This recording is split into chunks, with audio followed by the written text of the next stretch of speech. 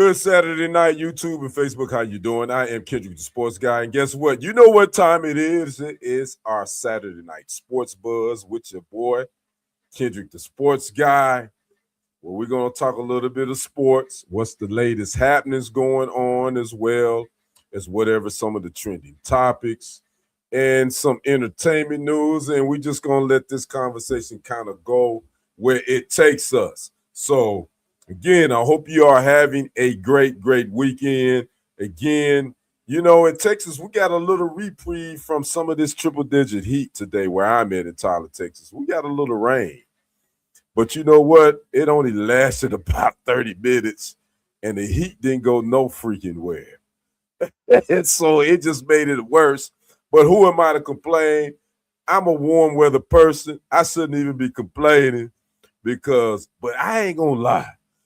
It's been a little bit hot the last 2 weeks here in the Lone Star State. So I'm looking forward to maybe some 90-degree temperatures, but we'll see when we're going to get that. So make sure you come in, subscribe to the channel. That is Kendrick Sports Hustle right here on YouTube. If you're checking me out right there, make sure you follow it as well on Facebook. Again, Kendrick Sports Hustle, as well as TFG Sports Media. You can follow it on Facebook and you subscribe to it on YouTube. You can also follow me on Instagram at Kendrick1969, as well as on TikTok at Kendrick Henderson51. So again, we're going to have some fun tonight. And again, I got my good brother from another mother from the great state of New York in the house joining me tonight, my good brother Lee Black. How you doing, brother Black? You, brother, hanging in, ready to rock and roll with the hardest working man in sports media. Glad to be here. Hey man, you know what? We are developing our team, and we got our 2-on-2, our 2-on-2 basketball team, and Lee Black is my teammate, by the way, ladies and gentlemen. We got some other things that's gonna be popping.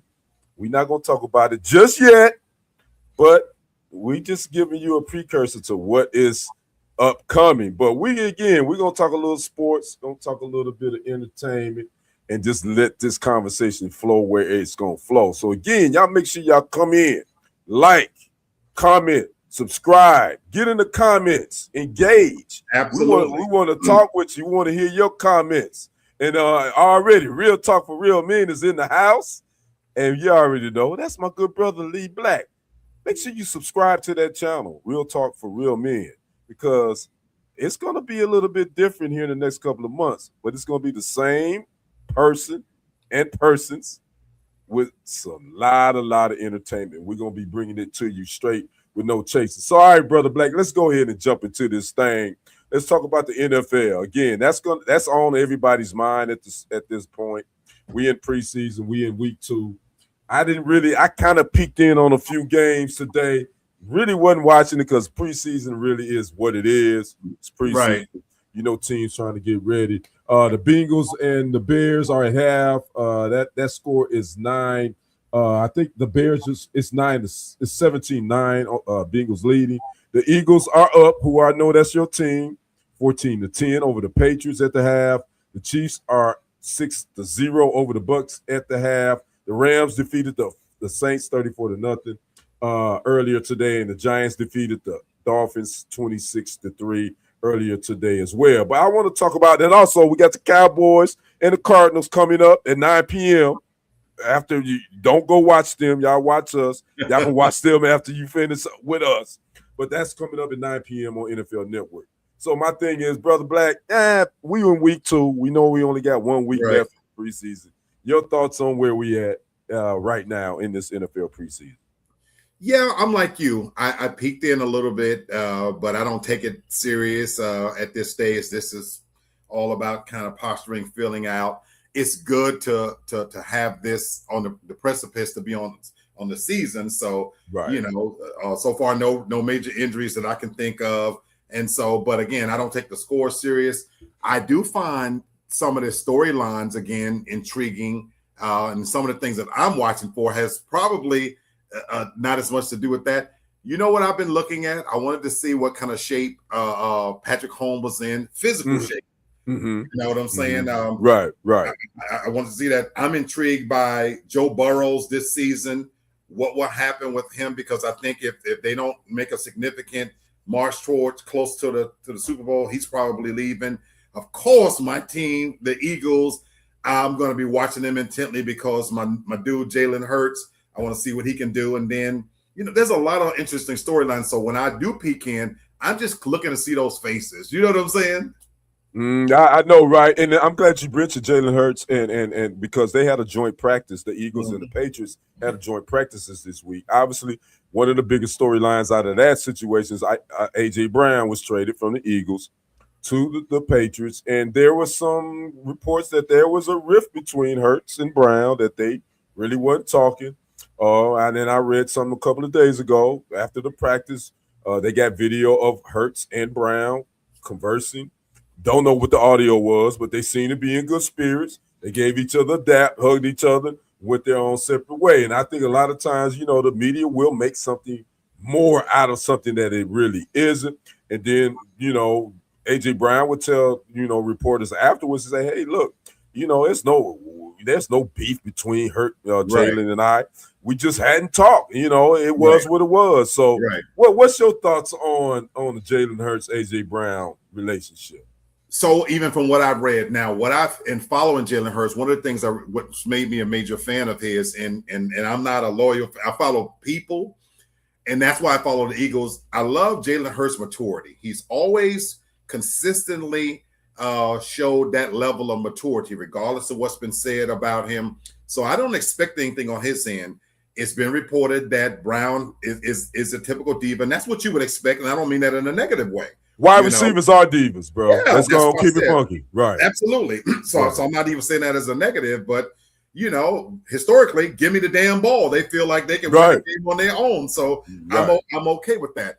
I love that how they're handling it, whatever's going on, because the last thing you want to see is two brothers, two professional millionaire athletes airing out their nonsense, in public that way. Saquon Barkley did say that he hates these shared joint practices. Yeah, and he gave his reasons why. So that's what makes it exciting. Look, I got my popcorn, so to speak, figuratively. I can't wait to see not just with them two clashing against each other, to see what they do, because this reminds me very much of Tom Brady, Belichick.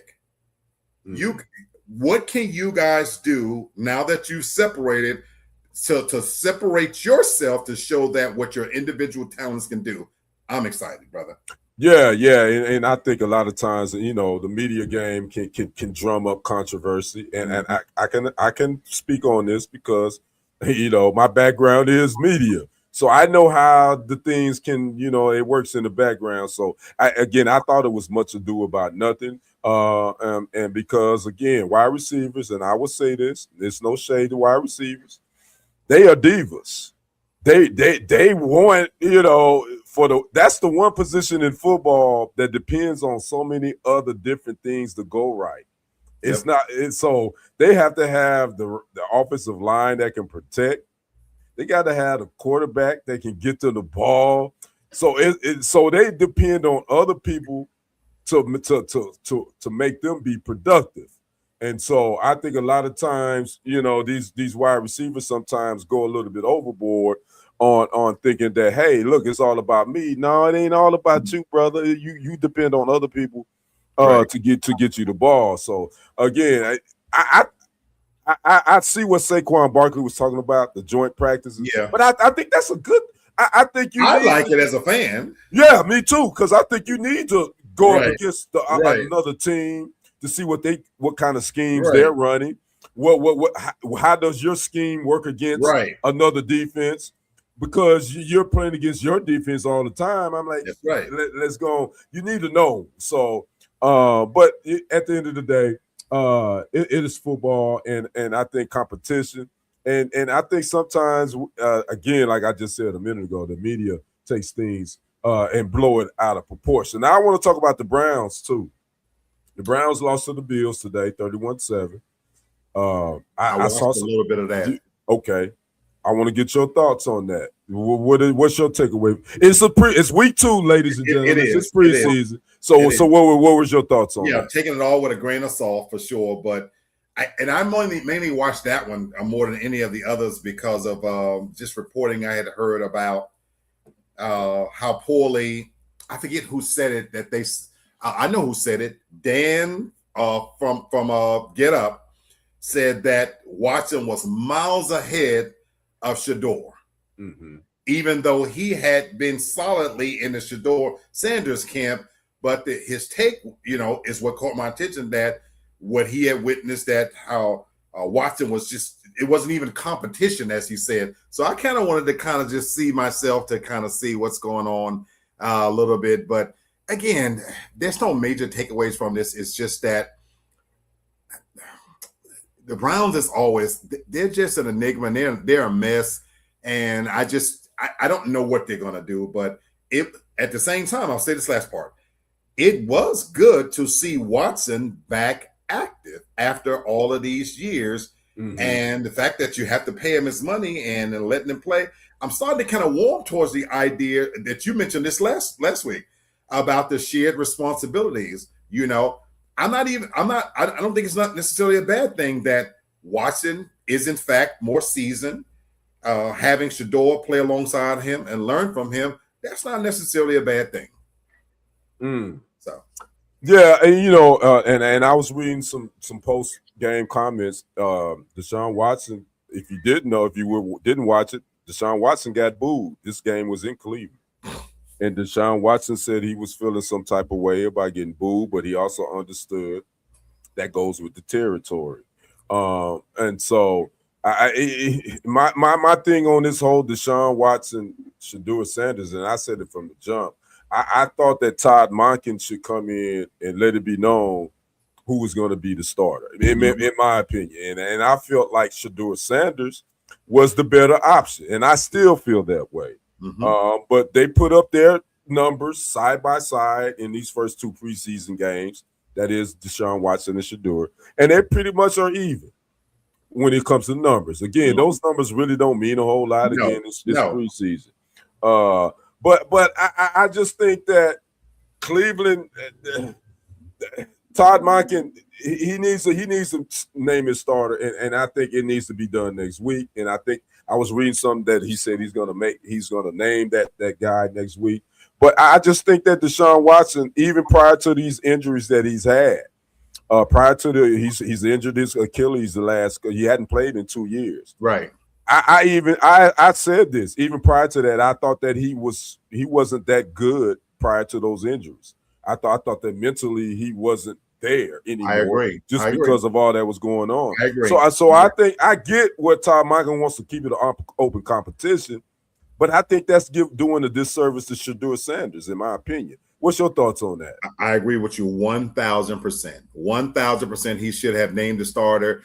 You give your team confidence going into the season, knowing exactly who they're going to be playing around, having solidly Deshaun Watson as the backup, that veteran leadership, still learning from him in the background, but letting Shador Sanders take the reins and get all of the predominance of the first reps, and going into the season with your team knowing this is who we're following.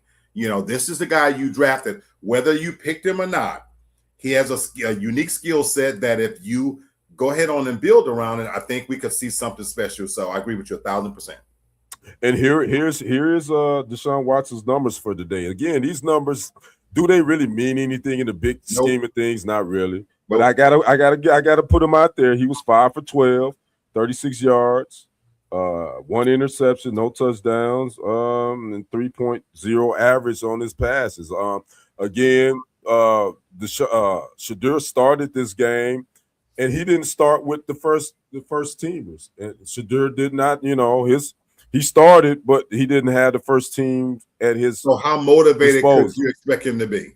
Right. How good is Shador going to look when he didn't start with the first team? So I had to put that out there for our Shador's numbers today. He was 9 for 11, 74 yards, 1 touchdown, 1 interception. And, from the highlights that I saw, Shador looked pretty decent. And that 1 interception actually bounced off of the receiver's arm and went into, the defender intercepted it. So, I mean, obviously it still goes as an interception, but that technically wasn't Shador's fault. So, this organization, man, I think you got to solidify the guy under center, and I get that they paying Deshaun Watson his money. I get that. But that don't necessarily mean that he's the best option. You signed up for that. You signed off on that contract. But if you got a guy that gives your team a better chance of winning, you got to go with the better guy. Now, in my opinion, I just think right now it's Shedeur Sanders. I agree. We see the super fan in the house, Miss Toria. How you doing, Miss Toria? Oh, Lady T is in the house. Oh, man, I'm glad. Oh, okay, Lady T. Hey, if y'all don't know, this is our biggest fan right here, Lady T. Thank you for popping in. Thank you for checking out your boy, me and Brother Lee Black. Make sure you share this, subscribe to the channel. That's Kendrick Sports. Also, again, share this to all your social media platforms. So here's some other scores too, Brother Black. From Thursday, the Raiders defeated the Texans 22-20. And I'm going to ask you a question about the Texans here in a minute. The 49ers defeated the Chargers 41-17. This was on Thursday night. On last night, Friday night, the Jets defeated the Steelers 17-0. The Panthers defeated the Jags 34-17. And the Packers defeated the Broncos 33-13. But I want to ask you about the Raiders and the Texans, Brother Black. The Texans is probably one of my teams that I really like. I really like them because that defense they got some dogs. That defense is real. But everybody is trying to figure out what should they do with C.J. Stroud because let's be honest, C.J. Stroud he wet the bed in the playoffs. He did. Last season. He did. He's going into his 5th year. The Texans, they did not decide to give him an extension. They decided to pick up his 5th year option. What should the Texans do with C.J. Stroud? I think this is his year. I like you. I love their team. I think it was just a matter of the league caught up to him, and he learned a lot about himself. I could be so wrong. I think we're going to see some real exciting things out of this young man. He reminds me in so many ways, in his level of maturity, his growth from year to year. Playoffs. He absolutely. But I think he was trying to do a little too much from what I could see. I think it's the fact that he knows that he regressed a little bit. I expect to see something much better out of him this year. So I'm excited to watch their games as well. So yeah, I love me some CJ Stroud. I love him. You know what? I have to kind of go with the Texans on this. You got to show me this year. I couldn't extend you because the defense that we gave you, there is no freaking way that you couldn't do something just a little bit on offense. That team should have been in the Super Bowl. I just with the defense they had. So I think both things are true. So that's where again I think it's a good thing that they didn't extend it because now you got to show improve. Yeah, you got to show improve, and then he let go. I think wasn't he dating Drea? Wasn't he? The reality star chick that used to be. Now, if he did that one, by me. So, hold on now. If that's true, that would explain a whole lot, my brother, right there. Please don't tell me that's true. I think he was. Lady T in the comments, let verify that. Lady T knows all. Lady right. T, please find out. I think Star was that would please tell me that's not true. I think he was seeing Lady Drea, and I could be wrong. No, but anyway, because again, I got relatives in Houston. My bro, my cousin in Houston, he was a big Texas fan, and he was feeling some type of way about this whole CJ Stroud thing. And I was like, look, man, there is no way that the Texans shouldn't have lost to them damn Patriots. There was no way that they should have. With that defense, Will Anderson Jr., Danielle Hunter, just what them dogs, all CJ Stroud had to do was just show up real my brother, my fellow Capricornian brother, and we ain't got to the hour yet where I can go full on blast. But we get there. We get there. Specialize in the effery and the foolishness part of our life. We get there. We get there. We 20 minutes in, about 10 more minutes. Yeah, we can go full in. If that's true, then that for me that changes a lot. Decision making.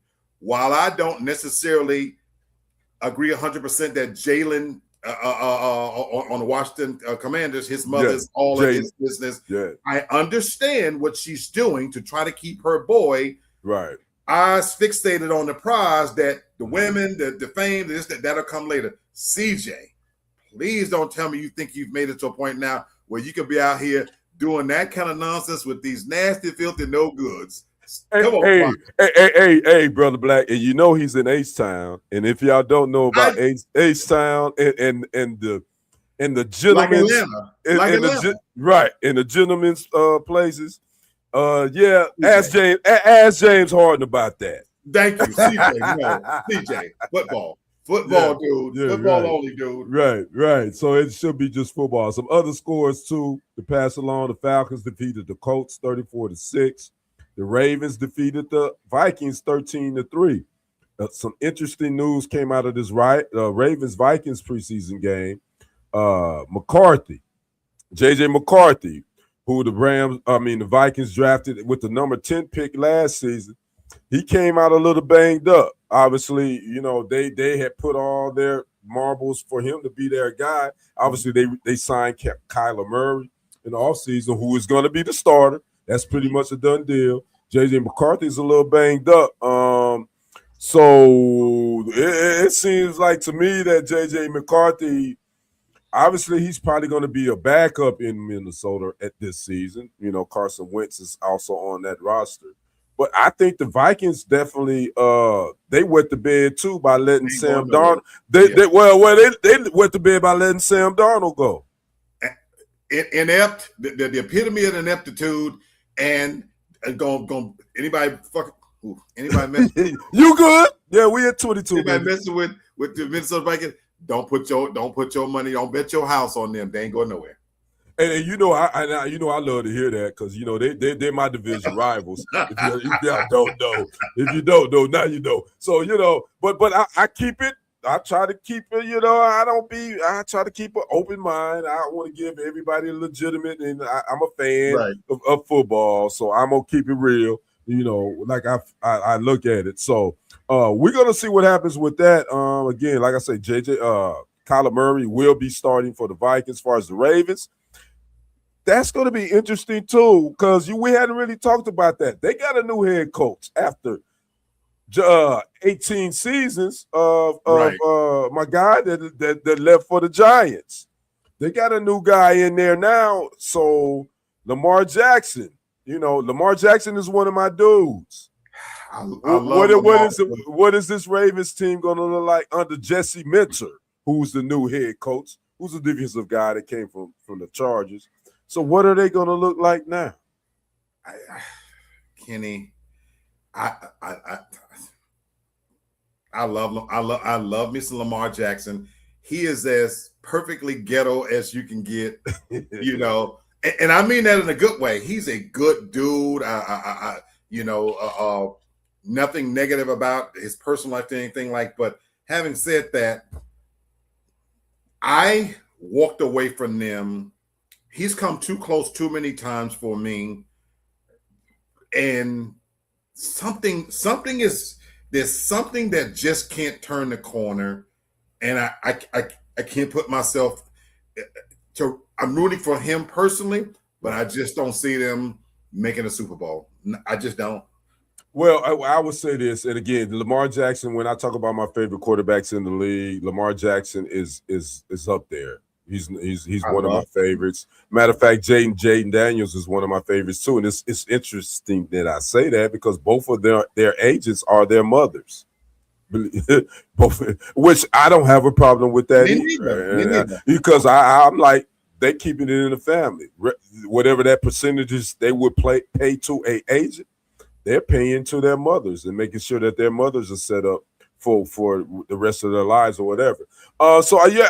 I'm kind of on the fence with the Ravens. I mean, I think with Derrick Henry in the backfield, you got that bruising running back. Right. You got a new head coach now that's defensive minded because the Ravens defensively weren't that great last year. It wasn't the offense. It was more so the defense couldn't stop a nosebleed, kind of like the Cowboys on the back end. But I also know that AFC North division can be tough. When you talk about Baltimore and Cincinnati and Pittsburgh and Cleveland, outside of Cleveland, but those three teams are going to be tough, and it's going to be a very competitive division. Absolutely. But then too, you in the AFC, where if you really look at the top quarterbacks from top to bottom, most of the top quarterbacks are in the AFC. Most of them. For his legacy, I hope he wins at least one. Lamar Jackson, I'm talking about. I think he has to.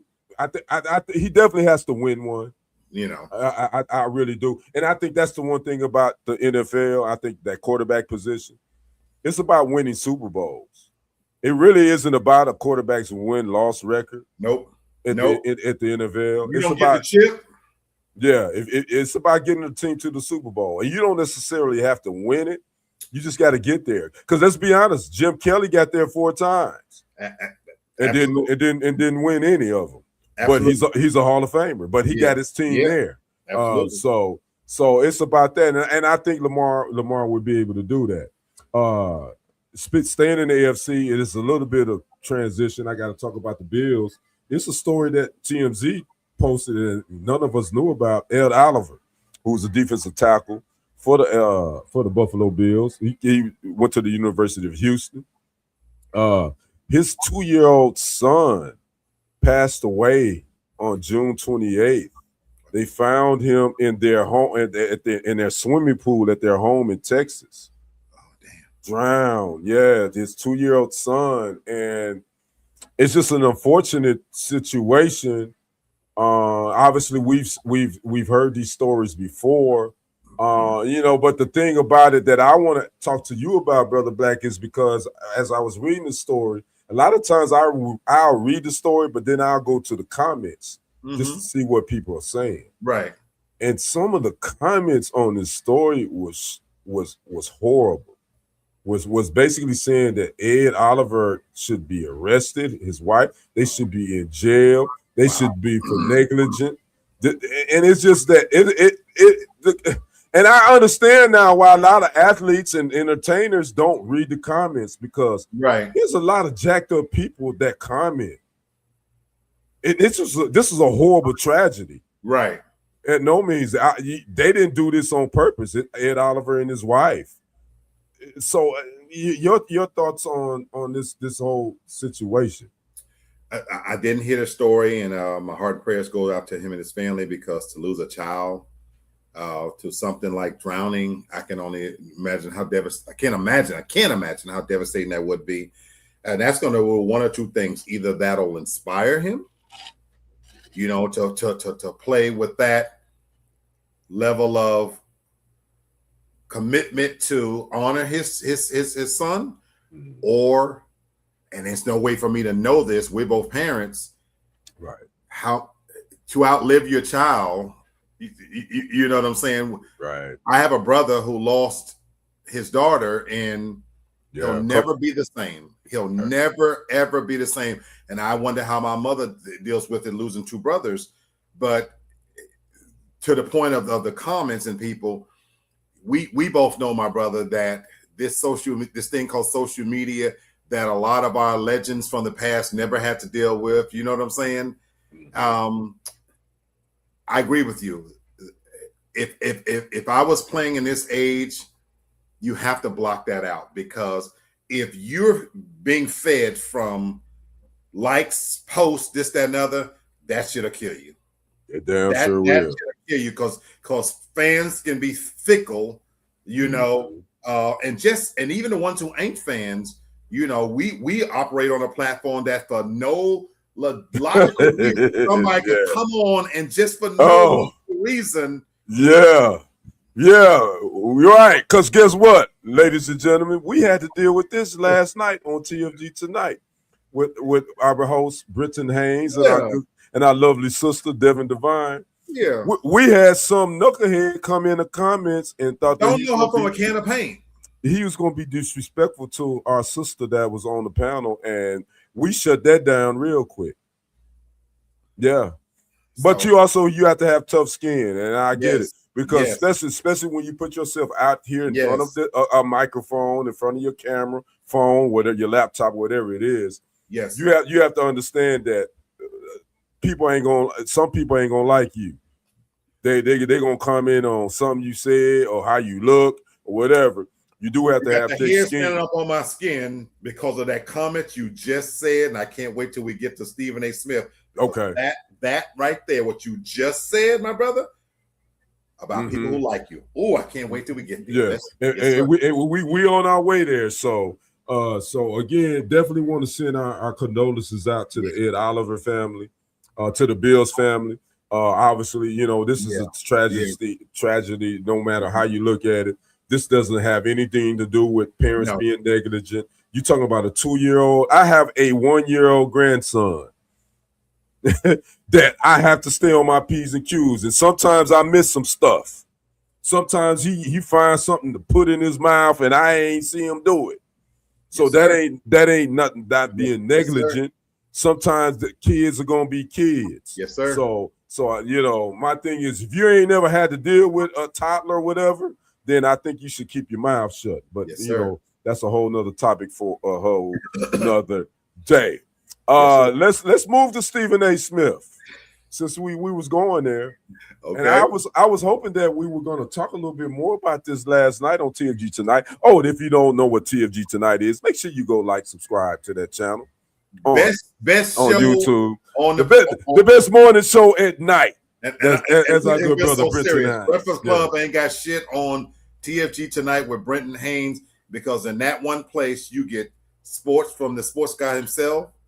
You get religion, relationships, Black Love series, politics, current events, and all of the fuckery and foolishness that I can bring. Yeah.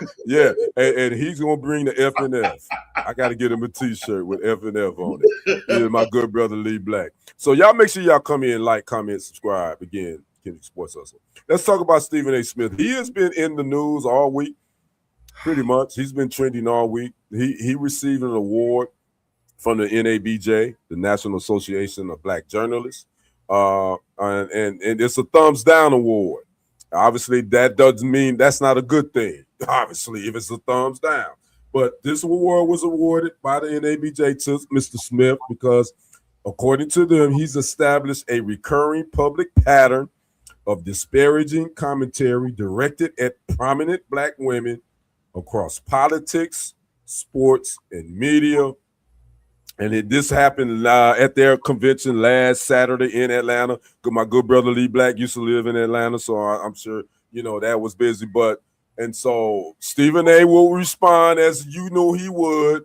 He's on vacation, but he will respond on this past Monday. He will go on his 44-minute diatribe. I watched it from the beginning to the end just to see what he said. He said he had a lot of receipts and he was in his whole dramatic tone as he does. Y'all know how Stephen A. Smith does it. And so I talked a little bit about it in my final thoughts last night. I wish we would have went a little bit more in depth in it, but we did. My good brother Lee Black didn't get to talk about it, but I definitely want to get your take on this. Was the NABJ right for calling him out, giving him a thumbs down award? Absolutely.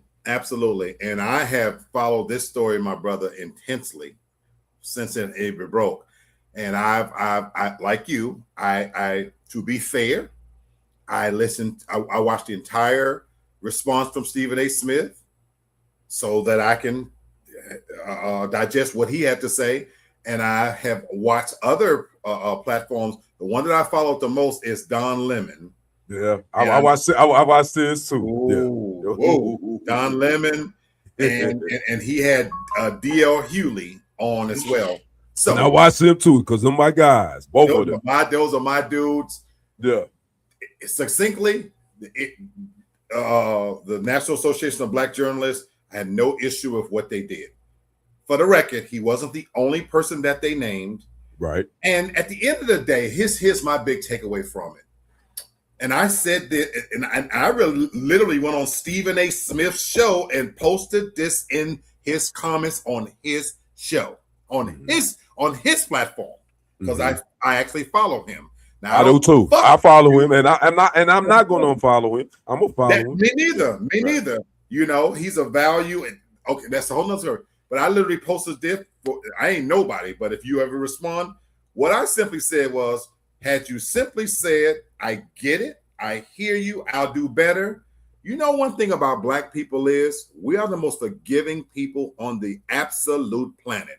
The atrocities that have been against us as a people, and we somehow hold our heads up every day and keep marching forward.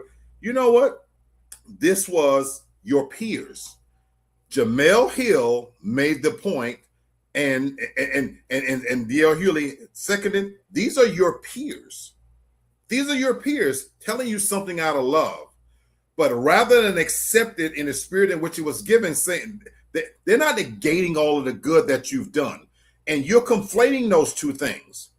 Nobody is denying that you've given opportunity to African Americans. Nobody's denying all of the good that you did by highlighting HBCUs.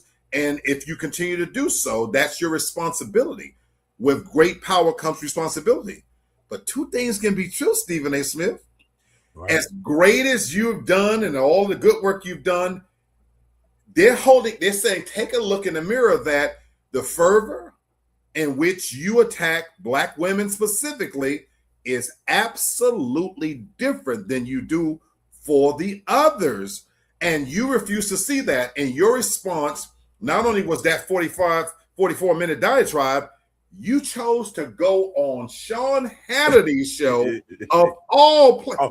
Of all the places to go. Of all the places you could have went to, Steve. If that is not the epitome of them saying, see, this is what we're talking about. This is exactly what we're talking about, Stephen A. Smith. So, you know, I can go deeper. I'm giving you an intelligent response. Stephen A., I'm telling you this before it's too late. You are on the verge of being canceled. Now, I, for one, am not a cancel culture person, but you are close. You've already been replaced as the true face of ESPN. In case you're not watching, my brother, Pat McAfee is benefiting from all of this smoke. He damn sure is. And you've worked hard to get to your place, and nobody's denying that. Your brother Michael Wilborn even said, you need to wake up. You're no longer a journalist in the truest sense. Right. You are a, you are a show, really. You're a show. You're the show. And now you're family. This is coming from your family. Sometimes we have to tell each other as family things that we don't want to hear, and your family is telling you, wake up. The message you're delivering, how it's coming across. I'm gonna stop there. You know, me and you on the same page, Brother Black. I totally agree with you. You know, the thing is, at this point, I think Stephen A's his personality and his where he is. I don't think he's at a point. There's nobody in this camp that can tell him that, yo, bro, you are you really listening? There's nobody in his camp that's really keep giving him the real. Because at the end of the day, right now, Stephen A, he is that dude. And again, I get it. He's that dude. Let's be honest. When you talk about sports opinionists, because that's what I call it, he is that dude. He is the new car with the shine, with the new car smell. He's that dude. But I can say that he's not the same Stephen A that I grew to love in 2000, roughly 2006, 2007. That he's not that dude anymore. That's where I want to go. He's not the frankly, what was his show called on ESPN? Was it Frankly Speaking, Quite Frankly, or something like that? He's not that guy anymore that I was like, man, I dig. That's where I want to go, my brother. Well, take it from here. When I told you the hair stood up on the back of my hand, you nailed it. Fame and money sometimes unleashes and reveals a character that we didn't know was underneath. And I'm so glad you went there. The Stephen A that catapulted you to that. He was hungry. He was a true journalist at one time. Right. And even though he probably revolutionized this opinionated space that we've got now, I don't think that there would be all these proliferation of podcasts, especially from former athletes, if it wasn't for Stephen A. Smith. He popularized this. So we're giving you credit. Right. But you said something there a minute ago, my brother, that you said nobody's going to tell him. Somewhere in there, when he did hit a certain level, it went to his head. If you go back now, especially over the last 5 years, and watch how he carries himself, he doesn't drink. For people don't know, he doesn't drink or smoke. This person, he's high off his own fame. Yeah, the way he dresses, the way he walks, and he's made a tragic blunder that is ultimately going to bring him down. My brother Kenny, brother from another, he has surrounded himself with sycophants. He truly believes that because my sister, this, and if you know anything about his work, he surrounded himself with people who are relatively dependent on what he provides for them. So there is no stopgap in place to say, hey, brother, you're getting a little too big. And so because he's surrounded himself and cushioned himself in this world where he travels in private jets, folks, because he has teased Dan about this very thing on his platform. He sure has. Yeah. I fuck with Stephen. I follow him. But if you watch the transition that has happened over these last several years, what he's become now and how he walks into Madison Square Garden and he's that entity and he is that dude. Once you lose that hunger and you forget what you're doing this for, and your credibility starts to be questioned, because this came long before the journalist situation. The attacks you had on black athletes, there were signs of this coming because you didn't give that same smoke to the white athlete, and you've done it for years. When Jalen Hurts does something, you own him. When when Lamar, you own him. With Terrell Owens and Kyrie Irving and all that. Yeah. But where's that same reporting with Joe Burrow? That same smoke when the clown that's the president of this country calls you low IQ and all that, and you did literally insulted you. Yeah. No misconception. He said you're a low IQ person. Yep. And you literally said okay and left it at that. Now you've made your name off of responding to every challenge. Come see me. And the man that's sitting in the office said, for all intents and purposes, you're a dumbass. Pretty much. And you didn't even respond. And again, you, of all places you could have went to, your affiliation with Fox News, when you are smart, you're an educated black man from the HBCU, to know what Fox News does and portrays our people. That's the platform that you want to air our grief, Stephen. Hey. Come on, bro. Yeah, man. We can't let you slide on that one, man. And then you allow Sean Hannity to disrespect black women right there in front of your face, and you basically just shake your head. And you made this political. See, Stephen A. is making this political. Right. He talks about him being an independent. Right. That's cool, whatever. But we know you're not an independent. We know that you're not, because of the moves that you're making. You're not an independent that's going to keep it funky. So, I don't know what's going to happen. Again, he's $100 million man at ESPN. Obviously, but my brother, sometimes they get twisted and think that it can't be taken from you. Ask Kanye West. True. Ask Michael Jackson, who's dead. Ask Prince, who's dead. As quickly as they put you on the pedestal, the powers that be can take it all away. My thing is, from this, I won't stay. And we're a small channel, Stephen A. This may never come across his algorithm or whatever, but I think we are seeing what a whole lot of people of color has been saying the last week, bro. the NABJ, they came at you with love. It Love wasn't it. about that. It was like, yo, we appreciate what you brought to the media game and what you brought to us. But you got to have accountability, and you being reckless out here in front of this mic with your mouth and your words when it comes to black women. And you got it. We got that ain't happening. That ain't happening. We got to stop that. Yes, So sir. we will see if he listens. You know, he talk about being raised by his peace be upon his mother who passed away in 2017. His 5 older sisters, and I get that. So my thing is, when you keep saying that, you should know better, brother. Duh. Yeah. So you should know better. You coming out here like that. So I'm glad we addressed that. I really wanted to talk a little bit more about that last night, but it's all good. Right. We talked about it tonight. All right, we're gonna move into another.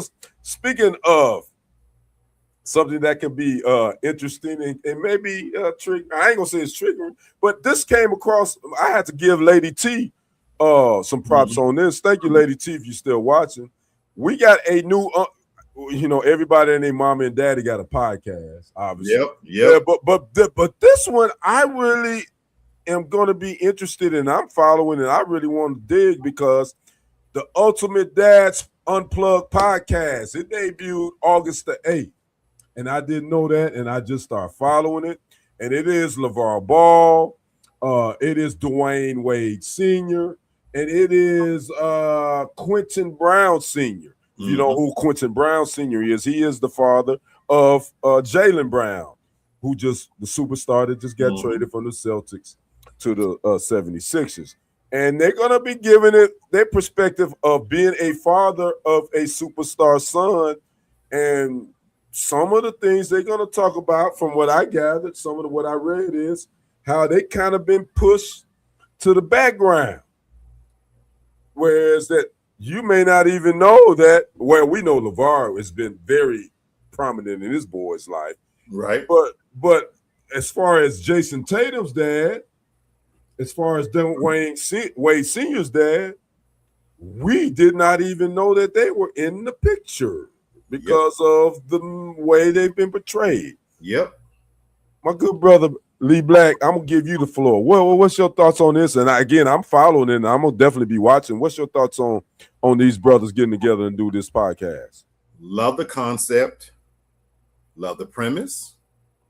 And I watched a bit of one of the episodes where they actually had Jason Tatum's dad on, and so I love where they're going with this.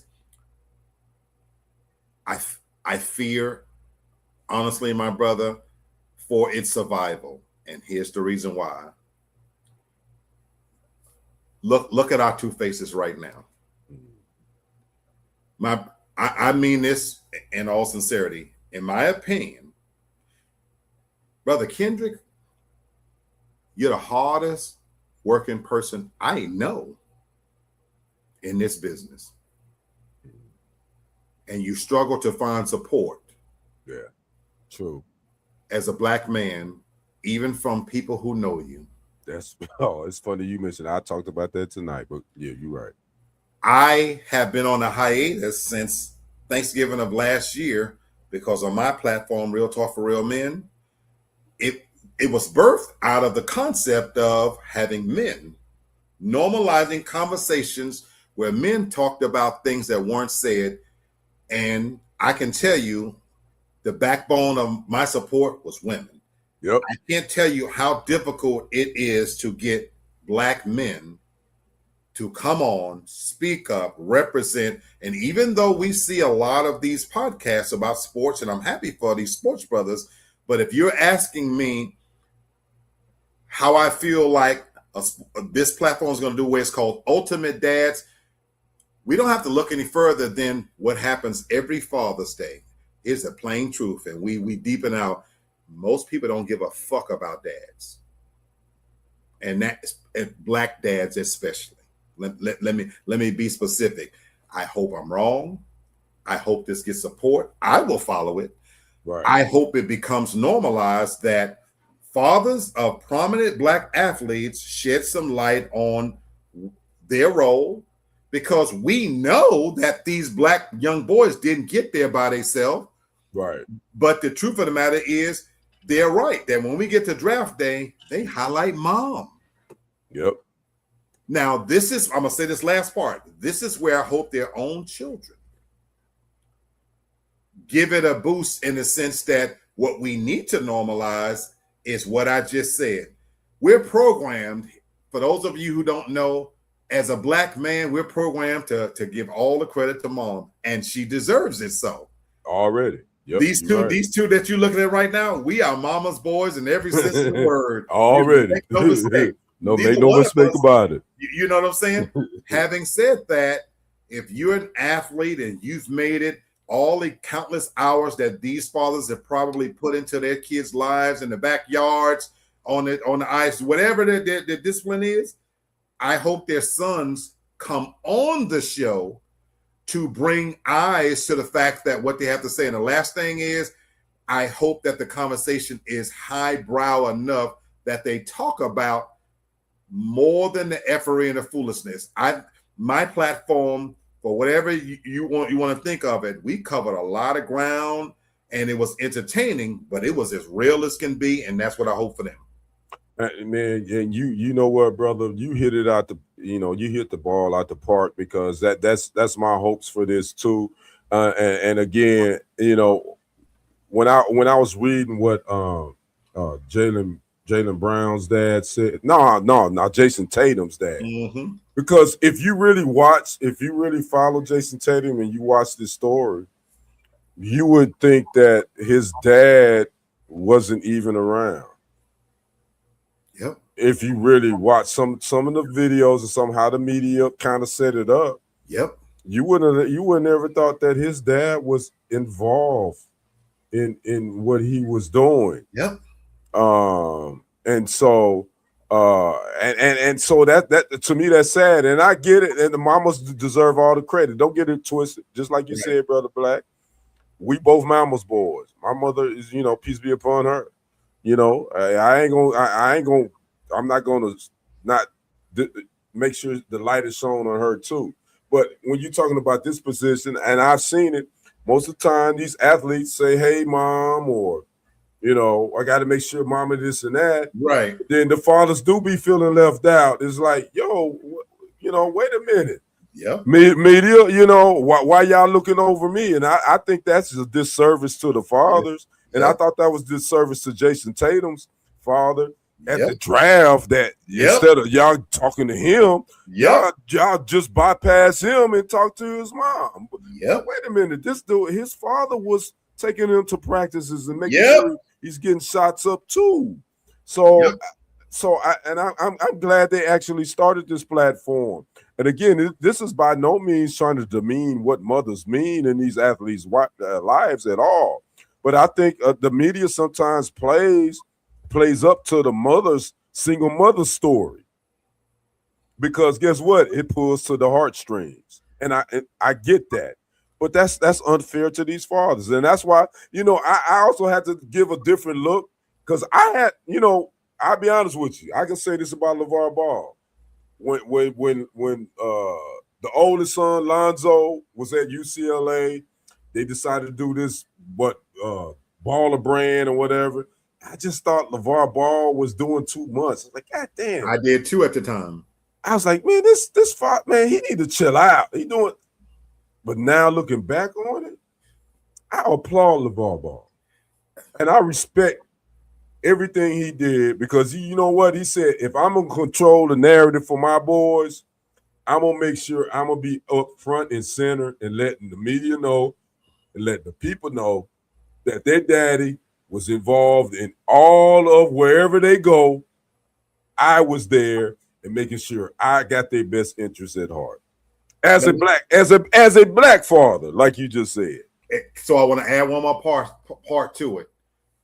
We like to pretend sometimes that race doesn't play a part in this.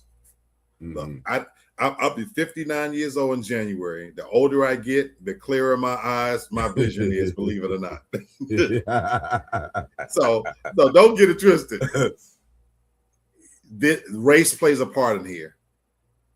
I truly believe with every fiber of my being that this is a concerted effort on the part of not just the media, because I think the media is complicit in as a microcosm of what this country is about, and that is fragmenting the Black experience and making sure that what's highlighted is the fact that they want the populace to believe that Black fathers are by and large absent, criminals, and not in our lives.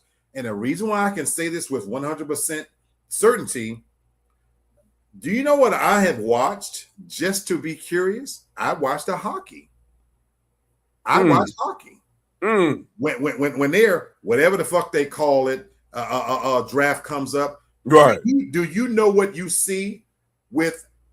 Do yourself a favor and watch their thing. It is the fathers who they highlight 100% of the time. Oh, you talking about the NHL when they do their hockey draft? NHL and baseball. And baseball, okay. Baseball is America's pastime. Right. Do you know what you hear over and over and over and over when they have their draft? How much of a role that young kid's father has played in his life, taking them to t-ball practice, this, that, but it is a concerted effort that nobody talks about. All of the JV games, all of the parts that the Black fathers have played in coaching that young boy. And when we get to the final big stage, they show what the Black kid is wearing, and they highlight and ask questions of his mom, and the media themselves have been complicit, and the father can be sitting right there. And so this is a microcosm of what America is about, that they want us to be seen as Black men as absentee parents. And I'm here to tell you, for all the motherfucking smoke as a Black father, I can make a tremendous arguments that Black fathers are some of the most dedicated motherfuckers on this planet. We are tantamount to the bald eagle motherfuckers. We watch over ours like nobody's business, and we don't play games. We have bad apples like every other race. Exactly. Every other race and culture. And just because they say Asians and Indians, they want to make sure their education, trust and believe, we whoop ass. We set down rules, laws, and have respect the same way. And that's why, again, I hope this is normalized. But this is a part of a bigger problem in terms of how America wants Black people to be seen. Right. I totally agree with that. Again, and I would say this again. Brother Black said, as Black fathers, you know how I feel about my 3 seeds. Yeah, y'all already know. I don't play about my babies. They grown, but they're my babies. They can't ever say that they daddy ain't been present. No, that's right. They can't ever say that. I may not have been able to give them everything that they wanted, but I damn sure was able to give them everything that they needed. That's right. And that was my presence, not presents. That's right. PRESENTS. So, I was able to give them a little bit of that too, but my presence has definitely been something that I definitely think that we don't get enough credit for that when I'm talking about Black fathers. So again, I'm definitely going to support this. Me too. And I think that every person, every person, no matter your race, creed, or whatever, we need to support this podcast, and I think it's going to be a good thing. So we're gonna see what happens with that. I'm following them, and I'm definitely going to support LeVar Ball and Mr. Brown and Mr. Wade as it moves forward. All right, so we're gonna move away from sports. We're going to give y'all a little bit, about 30 more minutes. We've been in on about an hour. So we're going to move on to some entertainment and some other trending news and whatnot. I don't know, Brother Black, you got something? But we got to talk about verses. We got to talk about verses. We got to talk about that. That went down on Thursday. Right. So y'all know we pretty much previewed this last Saturday and said it was going down on Thursday. And I said I was gonna watch it, and my ass damn near didn't make it to work on Friday because my ass was up trying to watch it, and I had to rewatch it on Friday. So we had verses this past Thursday. Mr. Donnell Jones, R&B, Mr. Joe Thomas, R&B, and it was it was a good one in my opinion. But I'm gonna let my good brother Lee Black start off. Your thoughts on versus and who won, or does it even matter if there's a winner? But your thoughts on it as a whole. I loved it. I watched it live as it happened last Thursday, and who won was R&B. Look, folks, I'm a not, but the greatest era of music for me, I told you my age already, I'm 58, Right. is 90s. My second favorite era is 70s music. The best shows that I have ever done on my platform are always, well, some of the best anyway, have always been surrounding music. And who won was R&B. What I appreciated from watching this last Thursday was the fact that there was no acrimony, no animosity. They wasn't pitted against each other's enemies, which I truly hated how Tyrese and Tank did that. This was two grown adult artists that got right to it. No in between, a whole lot of talking in between. There were some technical things going on. If you had to classify, I guess, who was a winner per se, I think Joe highlighted himself a little bit better. But and that's not to say that Donnell didn't do his thing, but as a fan, man, my brother, it was in that time it played out my life, because that for me was one of the greatest eras of music, and watching these two brothers do their thing. And I love the fact that, I know you had to stay up a little bit late, but I love the fact that they ended it early enough for me to still, my old ass, to still get in bed and get a good night's rest, because they got to the music. They came prepared, and they didn't play the songs. They sang live. They gave you a different version of the song. They took it serious. They ripped each other up constantly throughout. Yeah, they did. Yeah. The one negative that I was watching it along with my niece and my sister is the crowd. The crowd that showed up for this event, it wasn't that they were a bad crowd. If you look at the ages, this just wasn't their genre of music, and they were typical that generation where they had their phones out, and they're from a generation where for them it's all about having said, I was there. Oh my God, I saw them. Our generation would have took one picture with our motherfucking phone to show proof that we was there, and we would have been drinking, dancing, grooving up on some women, and in living in the moment. And I just hate that was lost on the crowd. Yeah, I totally agree with you. Again, I think R&B won, like you said, Brother Black. And I always say this, when you got two artists that I think are dope, when you talk about this versus battle, which I know it's a competition at the end of the day, it's versus, but I don't really look at it that way. I just think it's both artists putting their catalog up against another artist, and you like what you like, and right. Again, that's not a loser. But my thing is, and Brother Black knows this, and most people that know me, y'all know I'm a Joe Thomas fan. Y'all already know this. So I already knew his catalog was gonna come with it. I was a Joe Thomas fan when he first broke out on the scene. I believe it was 1991 with Mercury Records with his first single, I'm in Love. And you got to go way back and find that on YouTube. Yes, sir. And I turned my brother on to that. But I'm a Donnell Jones fan too, because I like a lot of his cuts too.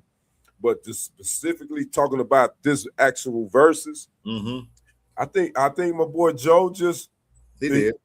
I think the way he set it up and everything. I think he won. And I like, again, in my opinion, I just think he did. There were a couple of things that caught my attention. There were some audio issues for Donnell Jones on the Knocks Me Off My Feet, which is one of his dopest joints, in my opinion. Because when you talk about remakes, there's not many people that can do remakes that I would say like, yo, that remake is dope. Right. Donnell Jones remaking Stevie Wonder's Knock Me Off My Feet is one of the dopest remakes, in my opinion. But there were some audio issues. His audio was low. You couldn't really hear him, this and that. And there were some other things, and he just seemed, I don't know, Donnell Jones just seemed like he was tight. He didn't seem like he was loose when he, you know what I'm saying? He didn't seem like. But that's not by accident, my brother. Joe is constantly and currently touring. Yeah. Like you said, go to YouTube. So his stage presence from the moment he took the stage. Yeah. And again, Donnell Jones got some hits.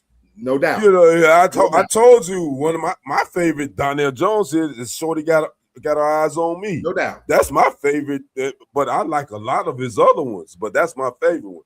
But he just seemed to not be loose. Where Joe came out like, yo, let's get this party started. And then that church came out of Joe too. And you know, I'm a church boy too. I grew up in Coleman. And that's why I hope this revives the interest in Donnell Jones, because he's a bad brother. Yeah. And I hope it puts him now on somebody's radar. If you're New Edition, if you're Usher and Chris Brown and you need an opener, that, hey, we forgot about Donnell Jones. But Joe is that dude already. He's currently still doing it, never stopped doing it. So his stage presence he didn't have to polish and do anything. When he walked out with the cane, it was like, come on now. Yeah, but did you see what's fun? You see the funny part though? He damn near tripped. Did you see that when he first walked out? Mm-hmm. But he played it off. Yeah, that was cool. But I would say this, you know, when they talk about singers, male or female, again, my church background, I'm Church of God in Christ background, mm-hmm. So I'm more of a guy that likes a soulful ballader, balladeer that has a little bit more of a gruffness, and it doesn't necessarily have to be perfect, right? Whereas these two, in my opinion, Joe has a definitely a church voice. He has more of a gruff, more of a different type of range. Whereas Donnell is more of a smooth, and that's what I mean. and that's no disrespect. That's what I like. Yeah, see, I'm more of a Casey Haley. I'm more of a Teddy. I'm more of a Joe. I like the gruffness. That I like. Yeah, it ain't got to be perfect, but you're gonna bring me some soul. Glenn Jones, say for me. Yes. So that's me. Yes. So, but I loved it. Again, I still think Joe's catalog is probably. I ain't gonna say probably. I think Joe's catalog is a little bit better than Donnell Jones, and that's no diss to him at all. In my opinion, right? I just think he got more hits. I think his songs is more. You know, there's some other songs that Joe could have brought out. I think that, and for me it's Donnell, and I'm equating it to my own personal my own personal experience, right. What I've done, you know, right, and that's the thing about music that I want. I'm glad you brought that up, Brother Black. That's the thing about music I want to bring up, because I think for most people, music it brings out. Yep. It's a definition of time, of where you were and what you were dealing with during that time. And that's why you can resonate with certain artists and with certain songs at a certain time. And that's why with Joe, I can resonate with a lot of those songs more and more. Right. And love, you know, what's the love scene? And don't want to be a player. Oh my God! But then Donnell Jones had them too. What you know? What's up? Yeah, Shorty got her eyes on me. And so I was going through my thing, and for me getting ready for the club scene, it was Donnell Jones. I had the little shorties over. They was feeling Donnell Jones vibe with what we did, folks. So you feel me? What y'all do, Lee? Partner. It's a grown folks platform. Them pussies don't owe me nothing. Hey, y'all watching a older y'all watching a different version of Nightcap. Because we all the same. I was just thinking about that today, Brother Lee. We all the same age. You, myself, Shannon Sharp, Chad Ochocinco, we all, Joe Johnson, we all in that same age group. Yep. So it ain't like we ain't older than them. Been through the same experiences. Lived through the same time. Yep, no doubt. All right, Brother Lee, what you got? You got something you want to holler at me about? What's good? Well, the two things I want to mention is we got to pay homage to Michael Wright, died today. I'm glad you brought that up. Thank you. For those of you who don't know, Eddie Kane Jr. Kane Jr. from probably for many people, what is probably the best. I know for most of the people I know, the best black movie for them is Eddie Kane Jr. and the Five Heartbeats. Not my best, but I get it. Right, it's not mine either, but I'm literally talking to family, and guess what they were doing? Oh, I got to go watch the Five Heartbeats, and they watch it over and over and over and over. And so, yeah, Michael Wright, 70, who played Eddie Kane Jr. in the Five Heartbeats. And here's what a lot of people don't know. He was in Sugar Hill, and he was in what people don't know is one of the penultimate shows on HBO that put HBO on the map was Oz. If you've never seen Oz, before The Wire, Oz is stellar. And guess who was one of the main characters on Oz? Michael Wright. I did not know that. Do yourself a favor, put that into your playlist. It's still, if you pull up a list right now of the greatest series ever, Oz is in the list, and Michael Wright was a major character. The dude could flat out act. And then Sugar Hill, Me and My Nephew running the streets. I remember Sugar Hill. He uttered one of the most famous lines that became synonymous with how Me and My Nephew hunted these bitches down. If you don't notice, this the story of Sugar Hill. Wesley Snipes and Michael Wright are brothers. They're hustlers in Harlem, but Wesley Snipes is the main brother, and he's a younger brother. And he utters a line in the movie to his own brother. He says, "All the bitches you fucked, I fucked them too."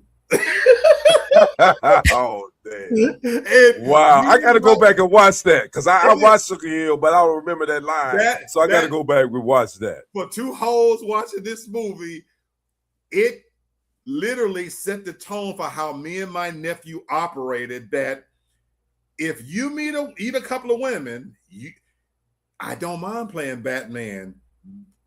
And I don't mind playing Robin. Robin was still there in the fight. Whatever reason you want to give me for why you giving me that pussy, I got it too. And I got that from Michael Wright and Sugar Hill. Wow. I got to go back and watch Sugar Hill because it's been some years since I watched that. Man, years. Yeah. So now I definitely got to watch it, in remembrance of Michael Wright, a.k.a. It's not, you know what's funny? It's not Eddie Kane. It's Eddie King. Most people think it's Eddie Kane. It's Eddie King. You're right. Everybody get that mixed up. It's not Eddie Kane. It's Eddie King Jr. So just to let y'all know when y'all go watch the Five Heartbeats, it's Eddie King. Man, so I had to mention that. Man. The only other thing that I was going to bring up is and this is a question I was going to ask you. Are you a movie goer, my brother? I'll be honest with you, no. Paying to go. Unless it's a movie that I really want to see, yes. But if I'm not a big movie buff. I'm like, I can watch it later or whatever, but going to the movies, that's not my thing. Yeah. I'm a movie person, and I only just wanted to bring this up in passing that we are at August 22nd of 2026. I've been just very disappointed with the movies in 2026. Yeah. It's not been all that great. Is that what you're saying? It just really haven't. And I was looking ahead, and the only last movie there's a couple of minor movies, but I could wait to see them at home. Everybody's waiting on Avengers Doom, but it doesn't come out until December, right before Christmas. And I looked ahead, And like it's just been very disappointing. You know, I went to see Spider-Man last weekend. A few weekends before that, I went to see the Odyssey, and for the entire year, those are the only movies that got me off of the couch, figuratively, and willing to pay to see movies. And it's just very disappointing in the quality and for lack of a better word, that the diversity in movies. And so there's one other movie that's a possibility that's going to come out. I can't think of the name of it, but it's got Mark Wahlberg taking you back to the era of like when the shit that's going on in Mississippi. I think it's going to be a huge hit because of all of the political and shit happening in Mississippi. And this movie is going to depict him and the black guy. Can't think of what they're going to be knocking them clans on their ass. And I think it's going to get black people out of their seat to go to the theater, because right now we're living in some strange times, people, and this is going to be our way of getting a little bit of justice on the screen. But outside of that, there is not very much. And I pulled up the list to look forward to for 2026. It's not a lot happening, you know. In my personal opinion, again, if you got kids in Disney movies, stuff like that, you know. But I'm excited because in the next probably 3 weeks is my favorite time of year, where football will be back.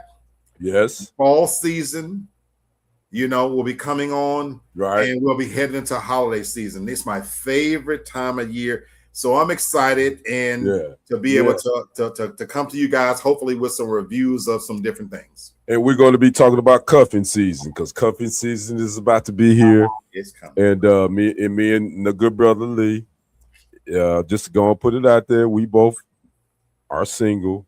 So cuffing season, whatever that means to you. Yep. We'll talk a little bit about that as well. Yep. Let me ask you this, brother Lee Black.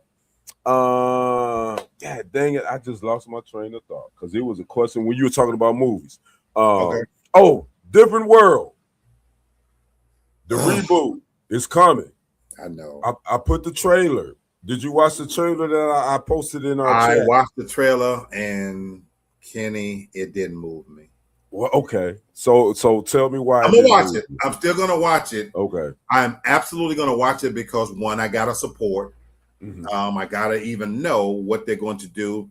But based on the trailer, it all my fears are coming true, that you're trying to take an iconic classic and plop it into today's HBCU world. And from what I saw from the preview, it won't touch me. Let me say again, I'm 58 years old, be 59 on January. It just didn't move me the way the original Different World moved me. I guess I need to see, I'm gonna need to see more from the characters. But even just watching the characters as they develop and the role that Whitley and Dwayne, you know, are gonna play in there, and even Debbie Allen. Yeah, my brother, it no. I'm just gonna tell you, man. Just hold out, man. Okay. I get it.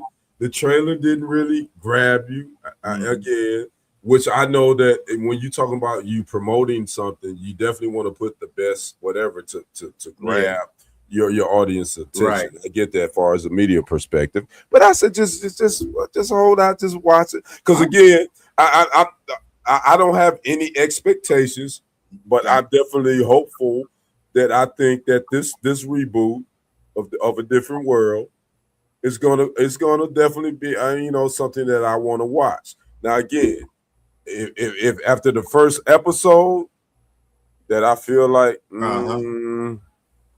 I can't rock with it, right, I will leave it. Because we as black folks, it's hard to impress us too. It is. And then when you talk about an iconic show, that's the part. It's definitely hard to. That's the part. Yeah. And for me, I'll give it 2 episodes. But anything if it don't catch me out 2 episodes, I'm one of those weird people that I don't want it to poison what I know it to be. The reason why I don't go to concerts right now, my brother, is I've talked about a minute ago how Joe constantly goes in concert and New Edition. I don't go to any concerts. I don't go to the Essence Festival. I was in Atlanta for 11 years, and I had multiple opportunities to go see different individuals. I prefer to go to YouTube and preserve the memory of what music meant to me. So even listening to Joe and Donnell Jones the other night, the very first thing I did after the show ended is I started playing their music. Mm-hmm. For me, I don't ever want to lose what that meant to me. And so when I think of a different world, Whitney, Dwayne, Ron Johnson, and those characters are iconic, right? And I don't. After 2 episodes, if I'm not invested in the characters, and you introduce a gay character just for the sake of, oh, of course we have to address this, and the storyline is written around that, and some of the jokes around the young, you know what? I'm gonna remove myself because I prefer to remember the classic, and that's okay. And, right. And let me say this last part. I hope it's still successful. I still wish for success, even on the strength of so others can be made. Right. Other Black shows can be rebooted and remade. I believe that I could write a better show myself. That's what I was looking for a moment ago when I talk about movies. Because of AI, we've lost a lot of the creativity that goes into writing music and movies now. And that's my fear, is that you're gonna do the Tyler Perry approach. And this is no shade to Tyler Perry. He is who he is, but it's plug and play. All of his plots kind of follow the same story. Follow the same storyline. Woman is in trouble. Black man is the issue. Right. It's going to have some church appeal to it. And so it's plug and play. And we're so much, the diaspora of Black people is so much greater than that. I'm hoping the writers, whoever wrote this, first, you got 2 episodes for me to fuck with you. I'm gonna say that. Yeah, I'm with you on that. I'm with you on that, because after the second episode, if I ain't feeling it, I'm checking out. Yeah, and I can still support you. But I'm checking out. Absolutely. All right. So before we get out of here, brother, I got to do it because we got to talk about relationships, obviously. And I'm in a couple of relationship groups. Okay. Obviously, me too. Obviously, I ain't in a relationship. Me obviously, because the motherfuckers that be sending me, they like me. I'm like, I don't like you. It's scary. I don't like you. Yeah. So I'm so glad you're bringing this up. But again, I might be 57, but my eyes still work. Amen.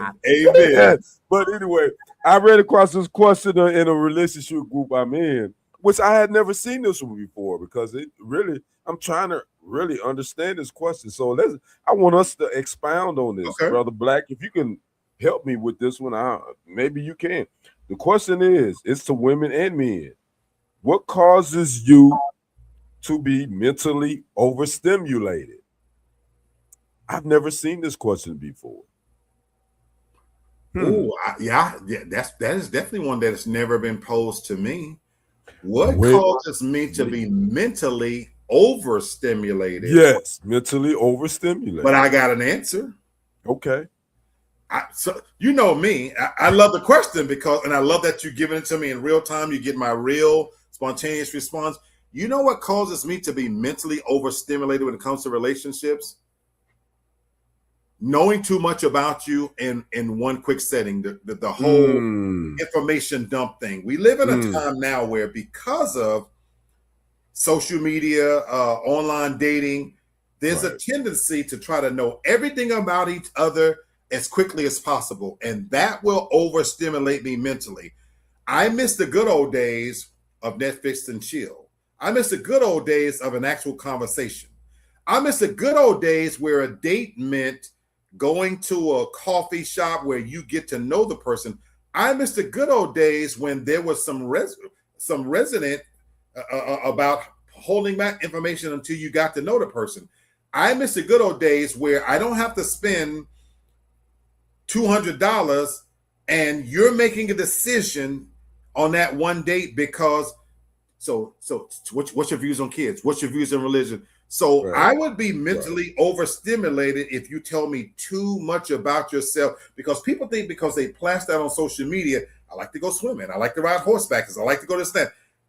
That's not real to me. And that's really what turns me off from these sites, is the fact that you're not giving me the opportunity to get to know who you are with a real conversation, so that let it unfold in layers for me. But I'm gonna be overstimulated if blah blah blah blah blah blah blah, and I'll do this and I did Right. that. That's my answer. And man, I'm totally 100 with you on that, because I think now it feels like an interview session. It feels like I'm being interviewed for a doggone job, and I don't think no one wants to be put in that seat where they feel like I'm being interviewed. How much you make? What do you drive? You throwing all Where do you these live? questions. You throwing all these questions at me like, wait a minute. We just trying to chill and relax and get to know each other, but now I feel like you interviewing me for a damn job that I may not want. You feel me? So I'm totally on point with you on that, brother. So I thought that was an interesting. I love the question. I thought that was an interesting question, because again, I had never seen that question before. I haven't either. That's a So really good okay. one. And then our last one, and then we're gonna get up out of here, which we've seen this one before, and I'm sick of this one, but we got to talk about it. What's a red flag you are willing to overlook in a relationship? Brother Black, it's on you. What is hit? So let me because we always talk about red flags. I don't know why they want to talk about the green flags, but red flags is what everybody want to talk about. But right. It says, what's a red flag you are willing to overlook?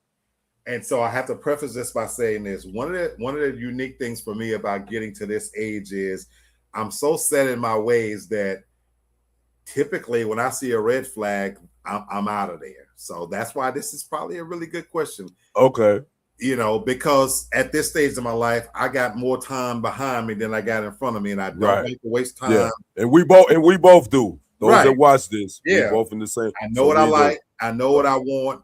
There's things that for me, when I see that, okay, well, look, ain't no sense me wasting my time with this. But I guess if I had to say, what is a red flag that I'm willing to overlook? A red flag.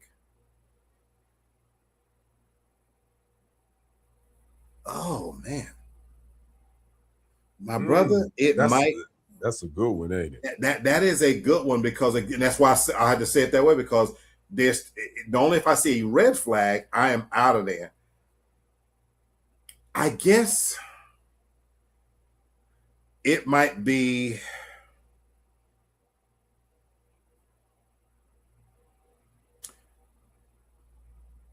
it's hard. It's complex to explain it this way.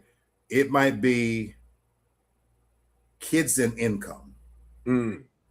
Kids and income. Okay. Normally, at this stage of my life, if you have little kids, that for me, I'm out. Mm-hmm. I'm not interested in being anybody's trying to raise anybody's kids. I'm not. You ain't trying to do that. I'm just not. Right. But I'm willing to see what the situation is before I just vamp completely. And I'm tying this to income, and that's because if the woman has children of a small age group and she's the sole income provider, for me to come into that situation, if it gets serious, then that becomes part of my financial responsibility as well. And I'm not willing to do that. But it's a red flag if I met a woman and we're on a date and she says, well, yeah, I have 2 kids and they're 7 and they're 11. Tell me more, do you get child support? You know what I'm saying? Right. what is your income in terms of what's the quality of life you're able to provide for these two kids, and what would be the expectation from me, coming into the picture. So that probably would be the big one, because the other red flags, when it comes to hygiene, your views on religion, this, that, those for me, I'm out. I feel you. I can say this real talk. I the red flag. God dang, this is a really good question Mm-hmm. that I'm willing to overlook. Yeah.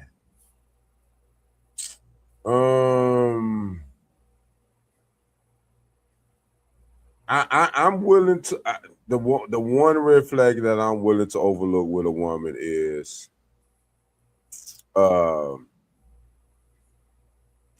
I'm willing to overlook a woman's relationship with her child, with her children's father. Mm-hmm. If that relationship, it's some gray areas there. Right. You feel me? Because I need to know both, and I would say that is because if I'm digging you, I want to hear your side, but as a man, I want to hear what the man has to, the father of your children has to say too. Valid. Because I also know that there's two sides to it. There's three Valid. sides to it. So your side, his side, and the truth falls somewhere in the middle. So I'm willing to overlook that you're always saying something maybe on the negative about the father of your children, but until I talk to him, Wow. yeah. So, Wow. And it can't be no small children, obviously. Right. I ain't trying to do that. Yeah. That's why I say that's a great question. That's a great question, man. Yeah. But I wish we would do more questions about green flags, though. What about the green flags? What about what's good? We always talk about what's wrong. We always talk about what's wrong. Let's talk about what's right. The irony is, my brother, let me say this: I have been stockpiling material along that line for what we're trying. Okay. It's funny you bring that up. Oh, I just rolled. I even sent you something a few weeks ago because I wanted you to look at it, and it's along that same line. That's on what we're trying to do.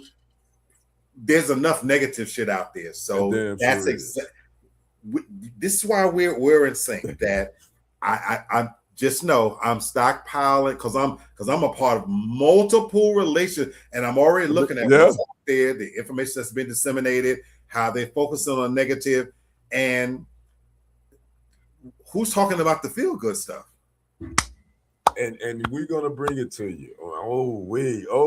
And we can't really say a lot, ladies and gentlemen. It's coming. That watch this coming attractions. But we want you to make sure you like, subscribe to the channel. That is Kendrick Sports Hustle, TFG Sports Media, Real Talk for Real Men. It's gonna be some rebranding gonna be going on here in the next couple of months, and we're gonna be bringing you some things that my good brother just said. And we're gonna try to bring some more positivity out here, man. Real talk, because again, I mean, we on the same page.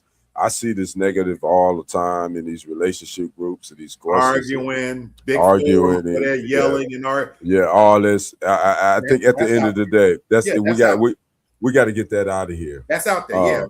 If we want successful relationships, that it don't necessarily have to lead to marriage, but it can lead to a successful relationship. Whatever you want, whatever you're looking for. We got to quit all this bickering and this pointing fingers and you did this and you hurt me and I hurt you and it whoop-de-woo, and at the end of the day, that's not getting us anywhere. You go anywhere to find that. Nope. Yeah, you can go anywhere. We just going around in circles. You might as well jump on a merry-go-round and just freaking go round and round and round and round. Yep. And then you fall off whenever it happens. So again, but anyway, y'all have been watching Kendrick Sports Buzz with my good brother Lee Black. Again, we got something coming. We're gonna make some more. We ain't gonna make no announcements just yet, but we got something coming. for the new So year. So, man, bruh, you know I love it. We chopping it up. This is thank what you, I man. like. I Thank love you. I love it. I ain't got to be out in no doggone club and no more. Thank you I again. can see. This is it, my brother. As we've talked about, thank you for inviting me. Uh, man, this is just highbrow conversation. Yeah. Just for me, and just a great way to go right off into my Saturday night. So thank you. Yeah, I appreciate you, bro. Again, y'all make sure y'all subscribe to Real Talk for Real Men YouTube.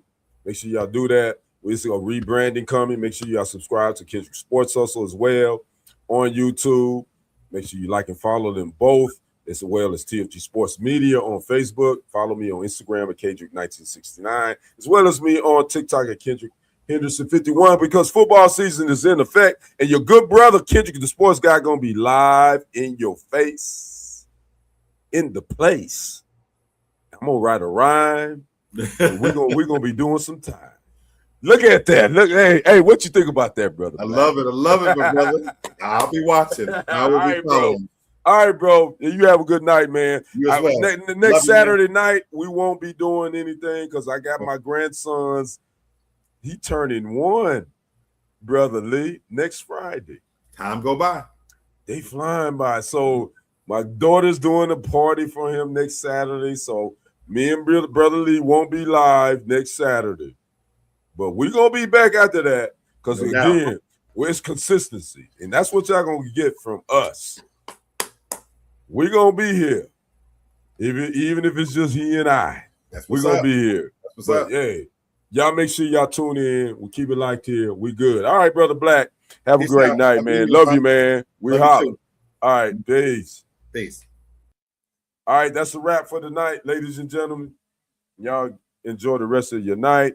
We will see you on the other side again. I won't be here next Saturday night. We'll be enjoying my grandson, celebrating his first year around the sun. And but we'll be here on the following Saturday. We're gonna be talking sports. We're gonna be getting ready for the NFL regular season, which would be it would be the following weekend, if I'm not mistaken. So y'all make sure y'all tune in. Make sure y'all keep it locked. Make sure y'all subscribe to the channel. Again, Kendrick Sports Hustle, as well as TFG Sports Media on YouTube. Make sure you like and follow them both on Facebook. Follow me on Instagram at Kendrick1969. And also follow me on TikTok at Kendrick Henderson 51. So again, you guys have a good night. We will see you on the other side and on the next live stream. I'm out. Peace.